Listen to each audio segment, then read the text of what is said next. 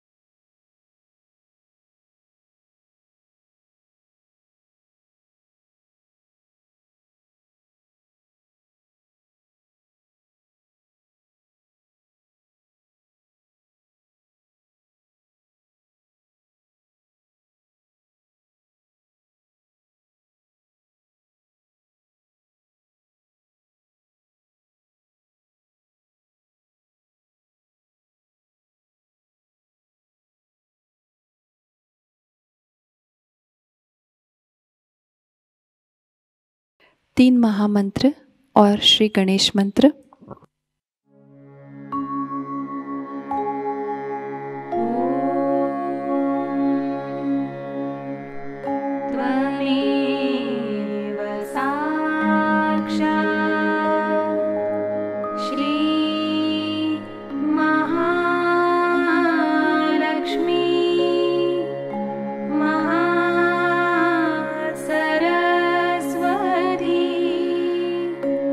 Maha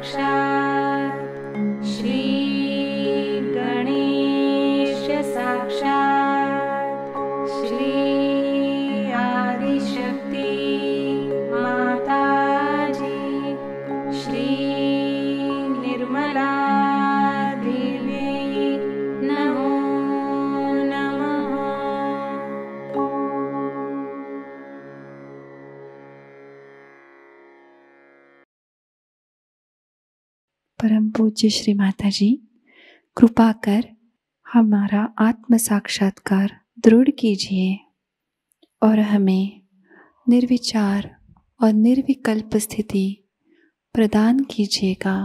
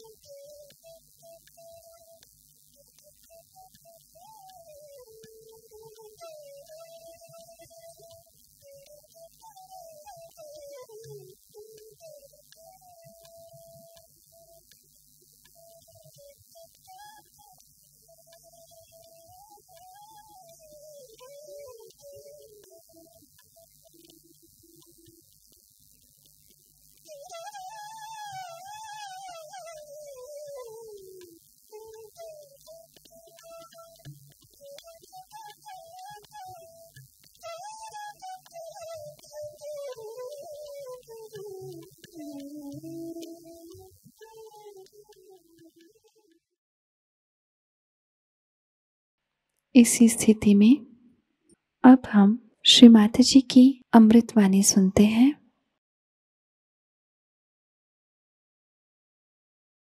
आज हम लोग यहाँ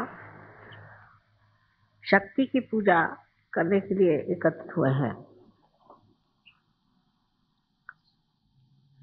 अभी तक अनेक संत साधुओं ने, ऋषि मुनियों ने शक्ति के बारे में बहुत कुछ लिखा और बताया है। और जो शक्ति का वर्णन उन्होंने अपने गद्य में नहीं कर पाए, उसे उन्होंने पद्य में किया और उस पर भी इसके बहुत से अर्थ भी जाने। लेकिन एक बात शायद हम लोग नहीं जानते कि हर मनुष्य के अंदर ये सारी शक्तियां सुप्तावस्था में हैं और ये सारी शक्तियां मनुष्य अपने अंदर जागरूक कर सकता है। ये सुप्तावस्था की जो शक्तियां हैं उनका कोई अंत ही नहीं, न ही उनका कोई अनुमान कोई दे सकता, क्योंकि ऐसे ही 35 कोटि तो देवता आपके अंदर विराज, उसके अलावा न जाने कितनी शक्तियां को चला रहे। लेकिन इतना हम लोग समझ सकते हैं कि जो हमने आज आत्म साक्षात्कार को प्राप्त किया है तो उसमें जरूर कोई न कोई शक्तियों का कार्य हुआ। उस कार्य के बगैर आप आत्म साक्षात्कार को नहीं प्राप्त कर सकते। ये आत्म साक्षात्कार को प्राप्त करते वक्त हम लोग सोचते हैं ये सहज में हो गया, पर सहज में दो अर्थ।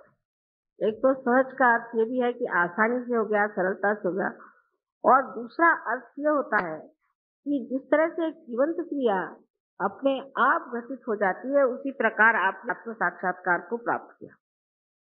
लेकिन ये जीवन क्रिया जो है, इसके बारे में अगर आप सोचने लग जाएं तो आपकी बुद्धि कुंठित हो जाएगी।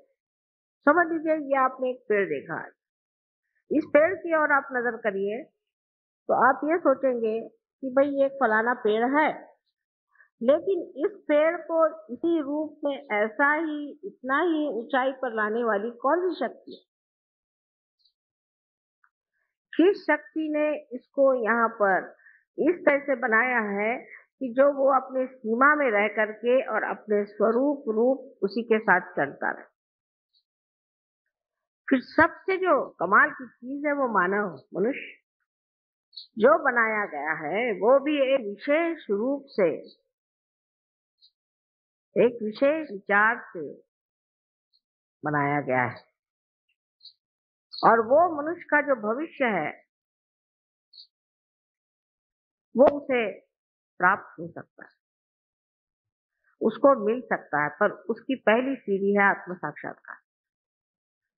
जैसे कि कोई दीप जलाना हो तो सबसे पहले है कि उसके अंदर ज्योति आनी पड़े।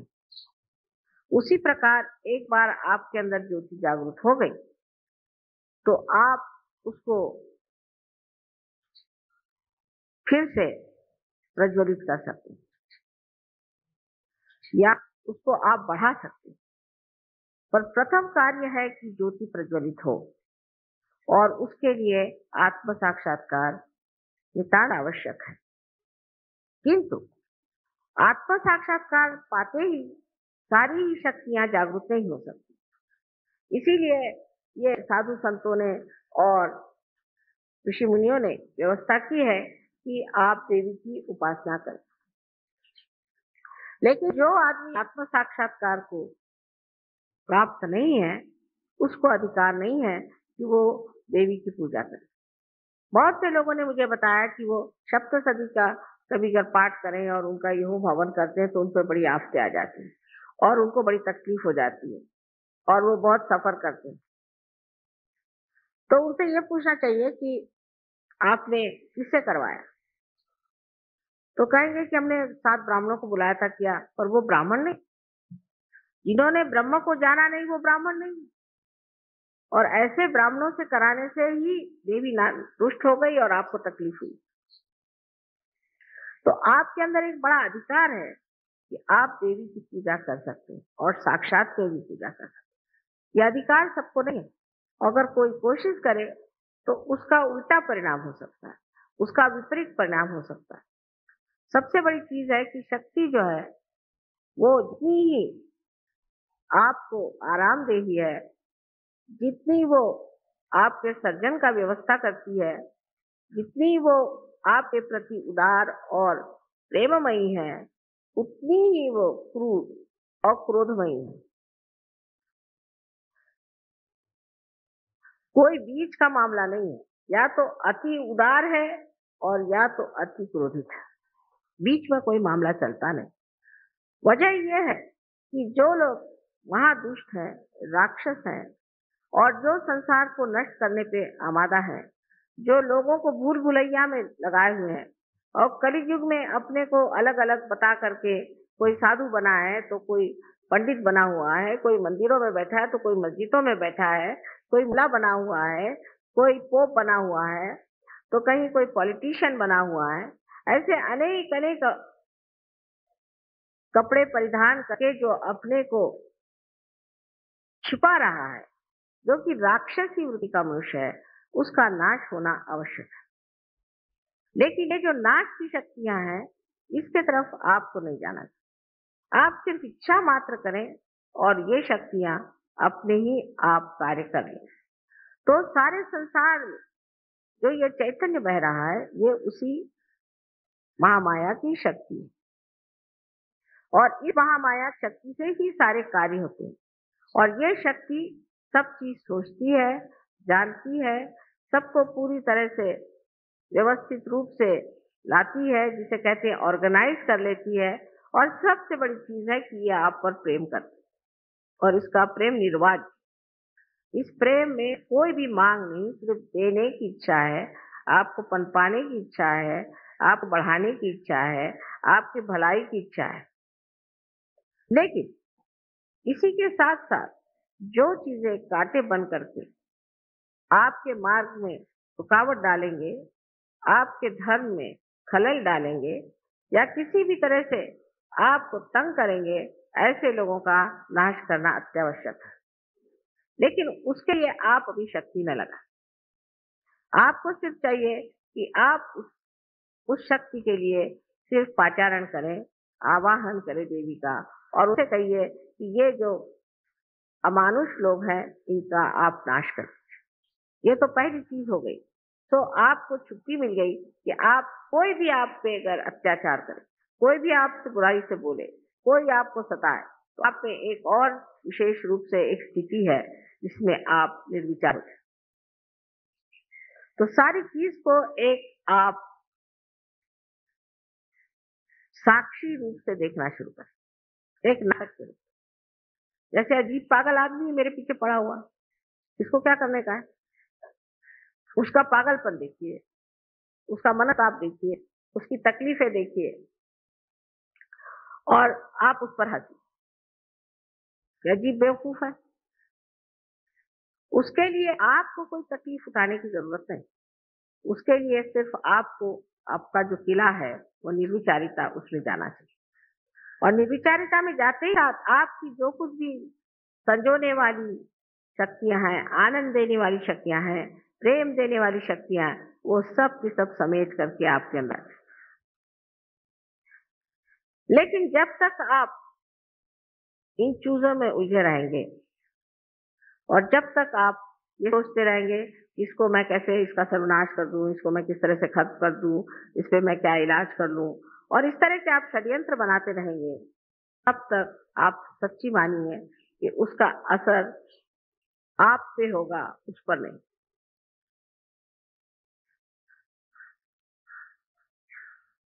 रामदास स्वामी ने कहा है कि अल्पधारिष्ट पाए, माने आपका थोड़ा सा जो धीरज है उसको परमात्मा रखता है। लेकिन आपके अंदर इतनी ज्यादा शक्तियां हैं, इतनी ज्यादा शक्तियां हैं कि उनको पहले आपको पूरी तरह से प्रफुल्लित करना चाहिए, उसको जगाना चाहिए, उनको जानना चाहिए, अपने प्रति एक तरह का बड़ा आदर रखना चाहिए। अब ये शक्तियां नष्ट होती हैं, स्वयोगियों में भी जागती है फिर नष्ट हो जाती है, जागती है फिर नष्ट हो जाती है।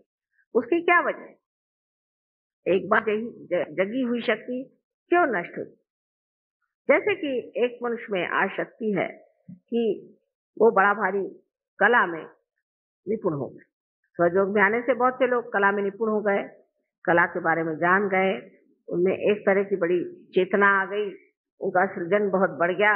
लोग देख के कहते हैं कि वाह, एक कलाकार ऐसा है कि समझ ही नहीं आता। पर फिर वो उसी कला में उलझ जाता है, फिर उसकी शोहरत हो गई, नाम हो गया, उसी में उलझते जाता है। जब वो उलझ जाता है इस चीज में, तब फिर उसकी शक्तियां नष्ट हो जाती हैं, क्योंकि उसकी शक्तियां भी उसमें उलझ जाती। जैसे कि मैंने पहले भी बताया था कि किसी पेड़ के अंदर बहता हुआ उसका जो प्राण रस है, वो हर चीज में, हर पत्ते में, हर डाली पर, हर फूल में, हर शय में घूम घाम करके वापस लौटता है। उसी प्रकार जो भी आपके अंदर शक्तियां आज प्रवाहित हैं और जिन शक्तियों के कारण आप आज कार्यान्वित हैं, ये सारी ही चीजें आपको जानना चाहिए कि इस शक्ति का ही प्रादुर्भाव है और उसमें आपको उलझने की कोई जरूरत नहीं। आप उसमें एक निमित्त मात्र बीच में हैं, और जब आप ये समझ जाएंगे कि हम निमित्त मात्र हैं, तो ये आपकी शक्तियां कभी भी दुर्बल नहीं होंगी और कभी भी नष्ट नहीं होंगी। इसी प्रकार अनेक बार मैंने देखा है कि सहयोगियों का चित्त जो है वो ऐसी चीजों में उलझते जाता है। कोई चीज से भी वो बड़प्पन में आ जाए, कोई भी चीज से उन्होंने बहुत प्रगति पा ली। आप जानते हैं कि बहुत से स्टूडेंट्स जो कि क्लास में कुछ नहीं कर पाते थे, फर्स्ट क्लास में आने लग गए, सब कुछ बहुत अच्छा हो गया, तो फिर वो कभी सोचने लग जाए कि वाह, हम तो कितने बड़े हो गए। जैसे ही ये सोचना शुरू हो गया, वैसे ही ये शक्तियां आपकी खत्म हो और गिर जाए। अब सोचना यह है कि हमें क्या करना, अगर समझ लीजिए किसी आदमी का एकदम बिजनेस बढ़ गया, या उसको खूब रुपया मिलने लग गया, या उसके पास कोई विशेष चीज आ गई, तो उसे क्या करना चाहिए? उसे पूरी समय सतर्क रहना चाहिए और यही कहना चाहिए कि माँ, ये आप ही कर रहे हैं, हम कुछ नहीं कर रहे। ये आप ही की शक्ति कार्यान्वित है, हम कुछ नहीं कर रहे। बहुत जरूरी कि आप सतर्क रहें, क्योंकि उसके बाद जब आपकी शक्तियां खत्म हो जाएंगी तो आप खुद ही कहेंगे कि माँ, सब चीज डूब गई, सब खत्म हो गया। ये कैसे? जो शक्ति कार्य कर रही है उसको कार्यान्वित होने दो। जैसा एक पेड़ है, समझ लीजिए, उस पेड़ के पत्ते कैसे गिरते हैं, आपने सोचा है? उसमें बीच में एक बुच के जैसी, जिसे कॉर्क कहते हैं, बीच में आ जाता है। पत्ते और पेड़ के बीच में एक कॉर्क आ जाता है। उसके पास कुछ शक्ति आती नहीं तो वो गिर जाता है पत्ता। इसी प्रकार मनुष्य का भी होता है। आज उसकी शक्ति एक महान शक्ति से जुटी हुई और वहां से वो उसे प्राप्त कर रहा है, लेकिन जैसे ही वो अपने को कुछ समझने लग जाए, या उसके अहंकार में बहक जाए, या उसकी जो अनेक तरह की गतिविधियां हैं, जिस तरह से कंपटीशन, ये वो, इसमें उलझता जाए, तो उसके बीच में एक दरार पड़ जाती, और उस दरार के कारण वो मनुष्य फिर उसे प्राप्त नहीं कर सकता जो उसे प्राप्त किया हुआ है, क्योंकि वो तो निमित्त मात्र था। लेकिन जो शक्ति अंदर उसके अंदर बह रही थी, वो शक्ति ही बीच में कट गई। जैसे कि अभी इसकी शक्ति कट जाए तो शायद मेरा लेक्चर ना बंद हो, पर ऐसे हो सकता है। इसलिए हमको एक बात को खूब अच्छे से जान लेना चाहिए कि हमारे अंदर जो शक्तियां जागृत हुई हैं, और जो कुछ भी हमारे अंदर की विशेष स्वरूप की, व्यक्तित्व को प्रकट करने वाली जो नई आभा हमें दिखाई दे रही है, इस शक्ति को हमें रोकना नहीं चाहिए। इसके ऊपर हमें ये नहीं सोचना चाहिए कि हम कुछ बहुत बड़े हो गए या हमने कुछ बहुत बड़ा पा लिया। दूसरी तरफ से ऐसा भी होता है कि जब ये शक्ति आपके अंदर जागृत हो जाती है, उस वक्त आप में एक तरह का उदासीपन भी आ सकता है। इस तरह का कि अभी दूसरे साहब तो इतने पहुंच गए, हम तो वहां पहुंचे नहीं, उन्होंने ये कर लिया, हमने ये किया नहीं, और हर तरह से आदमी उलझते जाता है। और उसमें कुछ लोग ऐसे भी होते हैं जो छोटी छोटी बातों पर ही अपने को दुखी मानते हैं, बहुत छोटी बातों पर। जैसे अब सबको बैग मिला, मुझको बैग नहीं मिला। जब हम गणपतिपुरे में, हमें बड़े अजीब अजीब अनुभव आए कि लोग आए, कहने लगे कि माता जी, हमको एक चीज का डब्बा दे दो। मैंने कहा, भाई ये भी कोई तरीका हुआ? दूसरे ने कहा कि आपने मुझे इतना दिया लेकिन उसको नहीं दिया। ये कोई बात हुई? उस मौज में और आनंद में ये सब सोचने की बात ही नहीं है। छोटी छोटी बात में वो दुखी हो जाते हैं। फिर ऐसी जिसको बहुत बड़ी बात समझते हैं कि किसी का, समझ लीजिए, पति ने विछोह कर दिया, या किसी पति का रास्ता ठीक नहीं रहा तो उस पत्नी रोते बैठेगी, या किसी का किसी की पत्नी ठीक नहीं रहे तो पति रोते बैठेगा। अरे भाई, आपकी कितने बार शादियां हो चुकी पहले जन्म में, और इस जन्म में एक शादी हुई है, चलो इसको किस तरह से खत्म करो। उसी के पीछे में आप लोग रात दिन परेशान रहो कि मुझ पे ये दुख आ गया, मेरे बच्चे का ऐसा हो गया, मेरे बच्ची का ऐसा हो गया, उसका ऐसा हो गया, उसका ऐसा हो गया। इसका कोई अंत है? इसको कोई पार कर सकता है? क्योंकि इतनी छोटी सी चीज है कि वो तो पकड़ ही में नहीं आती। इतनी शुद्र बात है कि वो मेरे पकड़ ही नहीं आती। कि उसको क्या, आप कोई भी आएगा तो ऐसी छोटी छोटी बातें मुझे बताते हैं, मुझे बड़ी हंसी आती, मैं चुपचाप सुनती रहती हूँ। लेकिन मैं कहती हूँ कि आप सजोगी, सागर के जैसा तो आपका हृदय मैंने बना दिया, और हिमालय से जैसा आपका मैंने मस्तिष्क बना दिया, और आप ये क्या चुटुर पुटुर बातें कर रहे हो कि जिसका कोई मतलब ही नहीं रहता। इसकी बात, उसकी बात, दुनिया भर की फालतू की बातें करना, और जो सहज की बात है वो बहुत कम होती है, उसमें मौन लगता है। तो सहज में तो कुछ हमने ध्यान ही नहीं दिया, तो सहज में तो मौन हो जाता है। अभी मैंने सुना कि पूना में लोग जरा कम आने लग गए हैं ध्यान में, क्योंकि महाभारत शुरू हो गया है। मैंने मैंने तो अभी तक देखा ही नहीं है महाभारत, जो एक देखा है वही काफी। अब देखने की क्या जरूरत है? अब अपने को दूसरा महाभारत करने का, अब वो महाभारत देखते बैठे हो। अबे ऐसा ही आपको महाभारत देखने का शौक है तो उसकी वो फिल्म मंगा लेना, लेकिन पूजा छोड़ करके और आपका सेंटर छोड़ करके आप महाभारत देखते हैं तो आपकी वो शक्ति कहाँ दिखेगी? वो महाभारत में चली गई। वो महाभारत होके हजारों वर्ष हो गए, उसी के साथ वो भी खत्म हो गई। तो ये जो मनोरंजन पर भी लोगों का एक बड़ा ध्यान रहता है, किस चीज से हमारा मनोरंजन हो, ऐसा ही हर एक चीज में मनुष्य उलझते जाता है।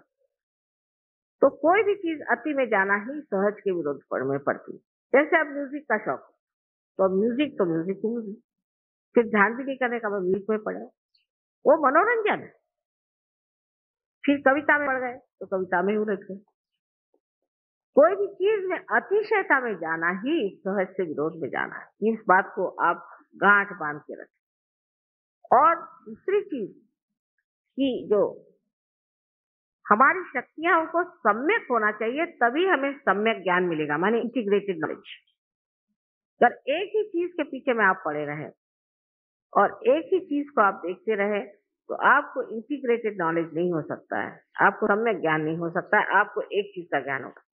अब जैसे मैंने देखा है कि बहुत सी लेडीज होती हैं, बड़ी पढ़ी लिखी होती हैं, बहुत बड़े से, पर कभी अखबार नहीं पढ़ती, उनको दुनिया में पता ही नहीं कि क्या हो रहा है।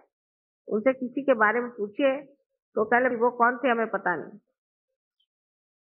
रहे आदमी लोग तो उनका ऐसा है कि उनको सिर्फ ये मालूम है कि कौन सा खाना अच्छा बनता है, किसके घर में अच्छा खाना बनता है, किसके घर जाना चाहिए अच्छा खाने के लिए। खाने के मामले तो हिंदुस्तानी बहुत ही ज्यादा उलझे हुए लोग हैं, बहुत ज्यादा। और औरतें भी ऐसी हैं कि बेवकूफ बनाने के लिए अच्छे अच्छे खाने खिला करके उनको ठिकाने लगाती हैं। इसमें दोनों की शक्तियां उलझ जाती, दोनों। रात दिन ये खाने के बारे में, मुझे आज ये खाने को चाहिए, मुझे आज ये खाने को चाहिए, मैं ये टाइम से खाऊंगा, मैं वो टाइम खाऊंगा, ये करूंगा। उधर औरतें आदमियों को खुश करने के लिए वही धंधे करती रही। उसमें औरतों की शक्ति भी नष्ट होती है और आदमियों की भी शक्ति नष्ट होती है। इसलिए मैंने ये तरीका निकाला है कि सहज योगियों को सबको खुद खाना बनाना नहीं।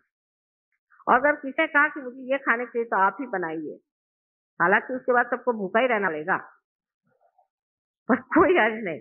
आपको कहना कि अच्छा आपको ये चीज खानी है तो आप ही इसको बना दीजिए तो बड़ा अच्छा रहेगा। फिर आप जब आप बनाना शुरू करेंगे तब आप समझेंगे कि ये चीज क्या है। क्योंकि किसी भी चीज को टीका टिप्पणी करनी तो बहुत आसान चीज है। किसी चीज को अच्छा कहना, बुरा कहना बहुत ही आसान चीज, लेकिन वो खुद जब आप करने लगते हैं तो पता चलता है कि ये टीका टिप्पणी हम जो कर रहे हैं ये बिल्कुल बेवकूफी है, क्योंकि हमें कोई अधिकार नहीं। तो इस कदर की छोटी छोटी चीजों में भी लोग मुझे आके बताते हैं, मुझे बड़ा आश्चर्य होता है। आप अब साधु हो, आपके अंदर सबसे बड़ी जो शक्ति आई है वो ये, आप कोशिश करके, और मैं जो बात कहती हूँ उसकी आपको प्रचिति आएगी, कोशिश करके देखिए। आप जमीन पर सो सकते हैं, आप रास्ते पर सो सकते हैं, आप 10-10 दिन भी भूखे रह जाएं आपको भूख नहीं लगेगी। आप कैसा भी खाना उसे खा लेंगे, आप कुछ नहीं करेंगे। इसमें आप हमारे प्रदेश के सहयोगियों को देखिए, किस हालत में रहते हैं, किस परेशानी में रहते हैं। हमें कुछ वहां पर हिंदुस्तानी सहयोगियों ने बताया कि ब्रह्मपुरी में इंतजाम इस वक्त ठीक नहीं रहा, लोगों का दिमाग ही खराब हो गया था क्योंकि आप नहीं गए तो बहुत तकलीफ हुई उनको खाने पीने की और कुछ अच्छा नहीं लगा, ऐसा बताया। तो मैंने उन लोगों से जाके पूछा कि भाई सबसे ज्यादा तुमको कहाँ मजा आया? तो उन्होंने कहा ब्रह्मपुरी में सबसे ज्यादा मजा।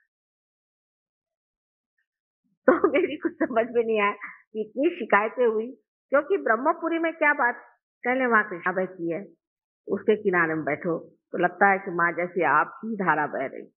वो सब यही बातें करते रहे, यहाँ ये लोग खाने ही पीने की सोच रहे।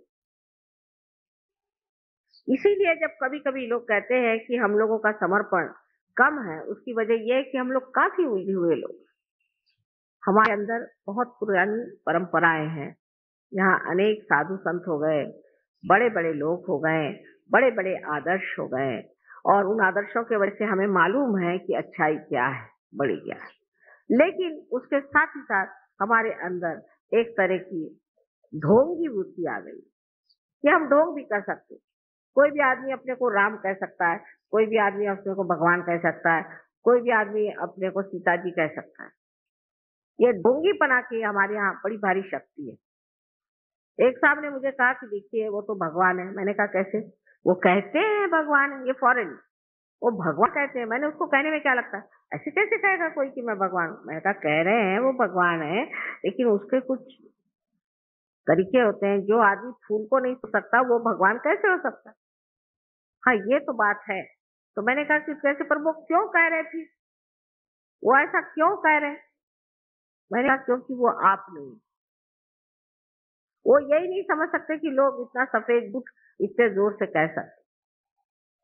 या किसी के लिए कहते हैं पर वो उसको रुपया ही चाहिए ना, ठीक है वो रुपया लेता है, लेकिन हमको तो वो आध्यात्मिक देगा, तो क्या हर्ज है, हमें तो आध्यात्म लेना है, लेने दो रुपया, रुपये में क्या रखा है, रुपया दे दो उसको, रुपये में क्या रखा हुआ है? अध्यात्म को पाने की बात है, अध्यात्म वो हमें दे रहा है तो हम उसे रुपया दे रहे हैं, रुपये में तो कोई खास चीज होती नहीं। ये उनकी तैयारी आज हो गई है, वो हमारे अंदर तैयारी अभी तक हो नहीं पाई इसके लिए, क्योंकि हमारे सामने आदर्श बहुत अच्छे हैं, महाभारत है, राम है, ये है, वो है, और हम उसी कीचड़ में बैठे हों।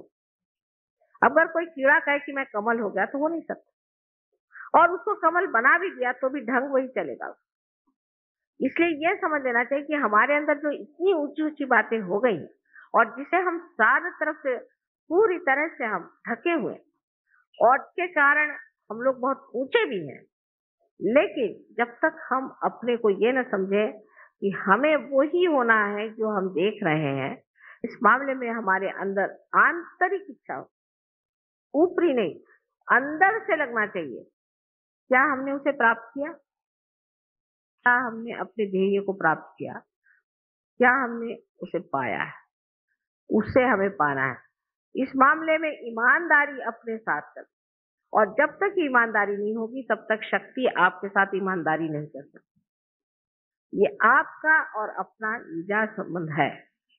अनेक तरह से आप अपने को पड़तालिए और देखिए कि हमारे अंदर ये शक्तियां क्यों नहीं जागृत हो सकती, क्यों नहीं हम इसे पा सकते? कारण हम खुद ही अपने को एक तरह से काटे चले जाते हैं। तो किसी भी तरह की ढोंगी वृत्ति का सहयोग में स्थान ही नहीं। हृदय से आपको महसूस होना चाहिए, हर एक चीज को हृदय से पाना चाहिए, अपने अंतर आत्मा से उसे जानना चाहिए। उसके लिए कोई भी ऊपरी चीज, कोई है तो मुस्कुराते बैठे रहेंगे, कोई जरूरत है मुस्कुराने की, कोई है कि बड़े गंभीर होकर बैठे रहेंगे, ये नाटक करने की कोई जरूरत नहीं। जो आपके अंदर भाव है वो बाहर आ रहा है, उसमें कौन सा नाटक करने, उसमें कौन सी आफत करने की है? जो हमारे अंदर भाव है वही हम प्रकटित कर रहे हैं, क्योंकि हमारे अंदर जो भाव है वो इस शक्ति से बहता हुआ बाहर चला रहा है, और उसी को हम प्रकटित कर रहे हैं। और जो लोग इस तरह से एक बार समझ ले कि हमें पूरी तरह से ईमानदारी से सहयोग करना है, वो धीरे धीरे इसमें खिसकते जाए। जिस तरह से वहां पर मैं लोगों में देखती हूँ आत्मसमर्पण, उसमें मैं ये जरूर कहूंगी कि उस आत्मसमर्पण के पीछे में एक बड़ी भारी कमाल है। और वो कमाल ये है कि वो सोचते हैं कि सिर्फ हमारा कल्याण आत्मिक ही होना है, हमारा आत्मिक कल्याण होना है, और कोई भी बात वो नहीं सोचते। सहयोग लाभ अनेक है, आप जानते हैं कि तंदुरुस्ती अच्छी हो जाएगी, आपको पैसे अच्छे मिल जाएंगे, आपकी नौकरी अच्छी हो जाएगी, आपका दिमाग ठीक हो जाएगा, आपके बच्चों का भला हो जाएगा, और दुनिया भर की चीजें जितनी भी आप जिसको आप संसारिक कहते हो जाएंगी, और उससे भी आपका नाम हो जाएगा, शोहरत हो जाएगी, जिनको कोई नहीं जानता है वो तक उनका नाम हो जाएगा, वो तक लोग जानेंगे, सब कुछ होगा। लेकिन हमें क्या चाहिए? हमें तो अपनी आत्मिक उन्नति के सिवाय और कुछ नहीं। हम सिर्फ आत्मिक उन्नति पाते। जब वो आत्मिक उन्नति मनुष्य में हो जाती है तब मनुष्य सोचता ही नहीं इन सब की, उसके लिए सब कब पदार्थ है। सारी लक्ष्मी उसके पैर धोए, उसके लिए वो कब पदार्थ है। कोई भी उसके लिए चीज ऐसी नहीं है कि जिसके लिए वो लालायित हो या परेशान हो। इस कदर वो समर्थ हो जाता है। अगर है तो है, नहीं है तो नहीं, मिले तो मिले, नहीं है तो नहीं। ये जब अपने अंदर ये स्थिति आ जाए, मनुष्य स्थिति पे आ जाए, तब सोचना चाहिए कि सहयोगियों ने अपने जीवन में कुछ प्राप्त किया। जब तक ये स्थिति प्राप्त नहीं होती तो आपकी नाव डामाडोल चलती रहेगी और आप हमेशा कभी इधर तो कभी उधर घूमते रहेंगे। पहले अपने को स्थापित करने की जो महान शक्ति आपके अंदर है वो है श्रद्धा। उस श्रद्धा को हृदय से जानना चाहिए और उसकी मस्ती में रहना चाहिए, उसके मजे में आना चाहिए, उसके आनंद में आना चाहिए। तो जो ये श्रद्धा की आह्लाददायी शक्ति है, उस आह्लाद को लेकर रहना, उस एक्सटेसी में रहना चाहिए, उस सुख में रहना चाहिए। और जब तक मनुष्य उस आह्लाद में पूरी तरह से घुल नहीं जाएगा, उसके सारे जो कुछ भी प्रश्न है, प्रॉब्लम्स है, बने ही रहेंगे, बने ही रहेंगे। क्योंकि प्रॉब्लम्स वगैरह सब माया है, ये सब चक्कर है। अगर किसी से पूछे तुम्हें क्या प्रॉब्लम है, तो मुझे 100 रुपए मिलना चाहिए, तो मुझे 50 रुपए मिलते। जब 100 रुपए मिले तो फिर क्या प्रॉब्लम है, मुझे 200 रुपए मिलने चाहिए, तो मुझे 100 ही रुपए मिलते। वो तो खत्म ही नहीं हो रहा। फिर दूसरा क्या प्रॉब्लम है कि मेरी बीवी ऐसी है, फिर तुम दूसरी बीवी कर लो, वो भी ऐसी है, तीसरी आई, वो भी ऐसी। तो आपके प्रॉब्लम्स नहीं खत्म हो रहे, क्योंकि आप स्वयं इनको नहीं खत्म कर रहे हैं। ये सबको खत्म करने का तरीका यही है कि अपने श्रद्धा से आप अपने आत्मा में जो आनंद है उसका रस ले और उसी रस में रममान रहे। आखिर सारी चीज है ही हमारे आनंद के लिए, लेकिन जब तक हम उस रस को लेने की शक्ति ही को नहीं प्राप्त करते तो क्या फायदा होगा। ये तो ऐसा ही हुआ कि एक मक्खी जा करके बैठ गई फूल पर और कहेगी कि साहब मुझे तो कुछ मधु नहीं मिला। उसके लिए तो मधुकर होना चाहिए। जब तक आप मधुकर नहीं होंगे तो आपको मधु कैसे मिले। अगर आप मक्खी बने रहे तो आप तो इधर उधर ही भिनकते रहेंगे। लेकिन जब आप स्वयं मधुकर बनाएंगे तो आप कायदे की जगह जा करके जो आपको रस लेना ले करके मजे में पेट भर के और आराम से आनंद से रहे। यही सबसे बड़ी चीज सहयोग सीखने की कि हमारा चित्त पूरी तरह से एक चीज में डूबा रहना चाहिए और वो है आत्मिक हमारी उन्नति होनी चाहिए। पर उसका मतलब ये नहीं कि पूरी समय अपने को बंधन देते रहो या पूरी शर्मा आंखें बंद करके और जैसे मराठी में कहते हैं शेंडी बांधू, उसकी कोई जरूरत नहीं। सर्वसाधारण तरीके रोजमर्रा के जीवन को कुछ भी न बदलते हुए जैसे आप हैं वैसे ही उसी दशा में आपको चाहिए कि आप अपने अंदर जो हृदय में आत्मा है उसके रस को प्राप्त करें। जब उसका रस झरना शुरू हो जाता है तो आप ही में कबीर बैठे हैं और आप ही में नानक बैठे हैं और आप ही में सारे बड़े बड़े जितने संत साधु हो गए, तुकाराम, नामदेव, एकनाथ, सब आप ही लोगों में बैठे। और उनको इतना विचारों को कोई बताने वाला भी नहीं था, उनको संभालने वाला भी नहीं था, उनके संरक्षण के लिए कोई नहीं था। ये सब आपको प्राप्त है। आप तो अच्छी छत्र छाया में बैठे हुए, तो भी अब आप उस छत्र छाया में बैठ करके एक अपनी भी छत्र खोल लेते हैं और उसके बारे में फिर चर्चा करते हैं। तो इससे तो आपकी शक्तियां कम हो ही जाएंगी। इस पर हमें गौर करना चाहिए कि हमारी कितनी शक्तियां और हमारे अंदर कितनी शक्तियां हमने देखी और वो कैसे कार्यान्वित हो। आप जो चाहे सो सकते, जो जे वांछिल ते रोला, जो आप इच्छा करेंगे वो आपको मिलेगा। लेकिन आपकी इच्छा ही बदल जाएगी, आपके तौर तरीके ही बदल जाएंगे। जैसे आज अब कोई महाभारत नहीं देखने को रुकेगा, क्या सोचेगा, अरे बाप रे आज माँ का इतना अच्छा समय बंधा हुआ है, माँ स्वयं आ रही है, पूजा का मौका है, सारी दुनिया से लोग दौड़े आए। अब बाहर अमेरिका से अभी मैं जा रही हूँ तो कहा एक दिवाली पूजा जरूर करना, उसके लिए मेरे ख्याल से सारे ब्रह्मांड से लोग वहां पहुंच जाए। लेकिन यहाँ कलकत्ते से भी लोगों को आने मुश्किल हो जाती है, कलकत्ते से भी।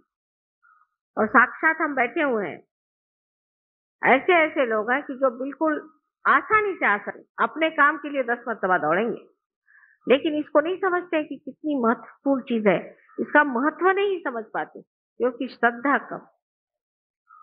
वो कहते जब हम रिटायर हो जाएंगे तब आएंगे, सुविधा के साथ। रविवार के दिन करिए, पर एक दिन उससे पहले छुट्टी होनी चाहिए, नहीं तो बाद में छुट्टी होनी चाहिए। अब ऐसे रोने सूरत लोगों के लिए क्या सहयोग है? ये घोड़े कहाँ तक जाएंगे, ये तो खच्चर भी नहीं। जो लोग इस तरह की बातें सोचते हैं वो सहयोग में कहाँ तक पहुंचेंगे, ये मेरी समझ में नहीं आती। कि सब सुविधा होनी चाहिए, सैटरडे संडे होना चाहिए, और उसमें से भी हम जैसे ही प्रोग्राम खत्म होगा आप भाग जाएंगे, क्योंकि हमको कल दफ्तर में जाना है। तुम जाओगे कल भी, सब ठीक हो जाएगा। लेकिन अगर आप ऐसे जल्दबाजी करोगे तो खंडाला के घाट में आपको रोक लेंगे हम। लेकिन ये सब चूल, ये सब शैतानियां हम कितनी भी करें, लेकिन आपकी अकल में जब तक ये चीज घुसेगी नहीं, क्या फायदा। तो चाह रहे हैं कि किसी तरह से आपको रास्ते पर ले। अब रास्ते पे लाने पर अगर बार बार आप लोग फिसल पड़े तो कितनी हमें मेहनत करनी पड़ेगी, और आप में जो शक्तियां जागरूक हो सकती हैं, जो अपने आप पनप सकती हैं, बढ़ सकती हैं, वो सारी शक्तियां कहां से कहां नष्ट हो जाए। तो अपने को पहले आपको संवारना है, अपने शक्तियों के गौरव में उतरना है, और ये जानना है कि हमारे अंदर कितनी शक्ति है और हम कितनी शक्तियों को प्राप्त कर सकते हैं, हम कितने ऊंचे उठ सकते हैं, हम क्या क्या लाभ दूसरों को दे सकते हैं। इतना भंडारा हमारे अंदर पड़ा हुआ है, सारा कुछ खुल गया, चाबी मिल गई। अब खुल जाने पर सिर्फ उसमें से निकाल के लोगों को बांटना और उसका मजा उठाना।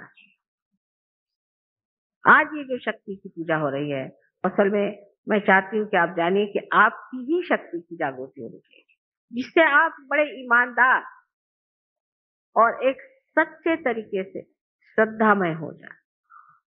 साधु संतों को कुछ कहना नहीं पड़ता था, वो मार खाएंगे, पीटे जाएंगे, उनको जहर देंगे, चाहे कुछ करिए, उनकी लगन नहीं छूटती। अब आप लोगों को तो कनेक्शन लगा दिया, लेकिन वो इतना ढीला कनेक्शन है कि बार बार लगाना पड़ता है। फिर से किसी बात से छूट जाता है, फिर से किसी बात से लगाना पड़ता है। तो अब सोचना ये है आपको कि हमारे अंदर की सारी ही शक्तियां हमें जागरूक करनी है, तो फिर कोई कमी नहीं रह जाएगी, कोई आपके सामने प्रश्न ही नहीं रह जाएंगे। इन शक्तियों का जागरूक करना बहुत आसान है। एक ही बात है कि आपकी लगन होनी चाहिए। जिसको लगन हो जाएगी, जो पूरी तरह से लगन से सहयोग में उतरेगा, और जिसका हमेशा जी सहयोग पे ही खींचा रहे, उधर ही ध्यान रहेगा, उसका सब तो क्षेम हो ही जाएगा। पर पहले योग घटित होना चाहिए, और आधा अधूरा योग किसी काम का नहीं। न इधर के रहे न उधर के रहे, ऐसी हालत हो जाएगी। एक छोटे से बी में हजारों वृक्ष निर्माण करने की शक्ति है। तो आप तो ऐसे हजारों वृक्षों के मालिक मनुष्य हैं, और उनमें से हजारों लोगों को आप भी शक्तिशाली बनाने की शक्ति आपके अंदर।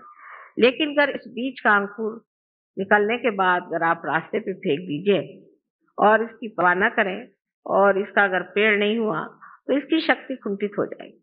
तो अपने लिए पूरी तरह से आप इसका अंदाज करें कि हम क्या हैं और हम क्या कर रहे हैं और कहाँ तक हम पहुंच सकते हैं।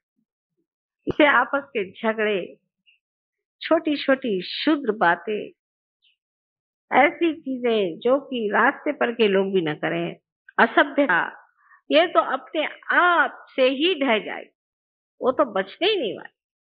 लेकिन आपका जो स्वयं सुंदर स्वरूप है वो निखर आया, और लोग कहेंगे कि ये है एक शक्तिशाली मनुष्य खड़ा हुआ है, एक विशेष स्वरूप का आदमी खड़ा हुआ है, एक महान कोई व्यक्ति है जो कि ऐसा अनूठा उसका सारा व्यवहार है, वो किसी से डरता नहीं, निर्भय है, जहाँ कहना है कहता है, जहाँ नहीं कहना नहीं कहता है। ये आ जाए, बाबा भी आ जाए, फिर बाबा के नाना भी आ जाए, सो हो नहीं सकता। जो आप है उस लायक वो लोग नहीं, वो नालायक। जो नालायक है उनको छोड़ देना चाहिए, उसे क्यों झगड़ा करना। नालायक लोगों से झगड़ा करने को जरूरत, नसीब आपके फूटे जो नालायक से शादी करिए, ऐसा सोचना चाहिए। और नसीब आपके फूटे जो नालायक आपके माँ बाप है। जो नालायक है उनको काहे को जबरदस्ती सहयोग मिलाना और मेरे खोपड़ी पे लादना कि साहब माँ इसको ठीक करो, क्योंकि वो मेरी बीवी है, क्योंकि वो मेरा बाप है, क्योंकि मेरा बाबा, मेरा दादा। मेरा उनसे कोई रिश्ता नहीं बनता। अगर वो सहयोग में नहीं है तो उनको आप नालायकों को बाहर रखिए। जो लायक लोग हैं उनसे रोज दोस्ती करिए, उनके मजे में रहिए, आपको जरूरत क्या है। पर यही बात हम लोग नहीं समझ पाते कि ये दुनियाई रिश्ते ऐसे चलते रहते हैं, इसमें कुछ रखा नहीं। हाँ, अगर आपकी जिसके साथ में संगति है वो आपके साथ उठ सके, आपके साथ चल सके, आपके साथ बन सके तो ठीक, और नहीं तो ऐसे नालायक लोगों को कोई जरूरत नहीं सहयोग में लाने। और मैं देखती हूँ कि बहुत ही नालायक लोग सहयोग में कभी कभी इससे आ जाते हैं और मेरे बड़ा सरदर्द हो जाता है। आपकी लियाकत थी इसलिए आप आए और आप सहयोग को प्राप्त हुए, आपको आशीर्वाद मिला, आपने बहुत कुछ पा लिया और आगे आप पा सकते हैं। और जो भिखारी हैं उनको देने में क्या अर्थ है। और भिखारी भी है और उसके झोली में छेद भी है, उनको और देने से और क्या फायदा। वो करेला नीम चढ़ा। ऐसे लोगों से रिश्ता रखने की आपको कोई जरूरत नहीं है, उनसे कोई बात करने की जरूरत नहीं। मत अब हम निःशब्द ध्यान में चले जाएंगे।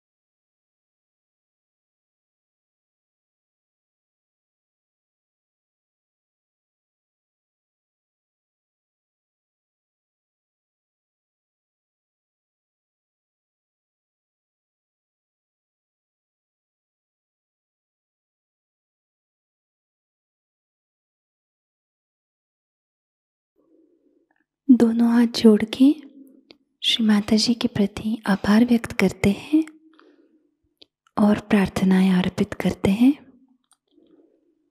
परम पूज्य श्री माता जी, आज का सामूहिक ध्यान हम आपके श्री चरणों में समर्पित करते हैं। आज के ध्यान में आपने हमें जो निरानंद प्रदान किया, हमें चैतन्य से आशीर्वादित किया माँ, इसलिए हम आपके ऋणी हैं। संपूर्ण विश्व में विश्व निर्मल धर्म प्रस्थापित करने हेतु कृपा कर हमें सहज योग प्रचार प्रसार का शुद्ध एवं प्रभावी माध्यम बनाइएगा। हमारी सभी प्रार्थनाओं का स्वीकार कर हमें आशीर्वादित करने की कृपा कीजिए माँ। जय श्री माता जी। सामूहिक बंधन लेते हैं।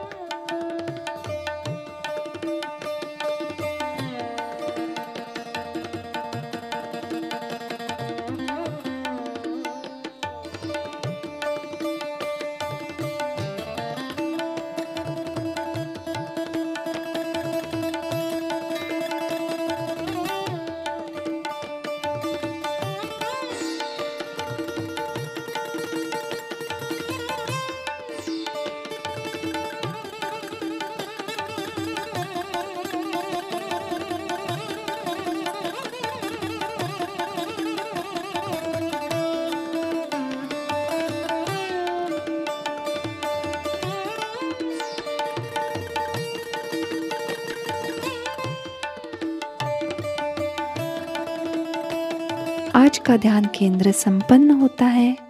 जय श्री माता जी।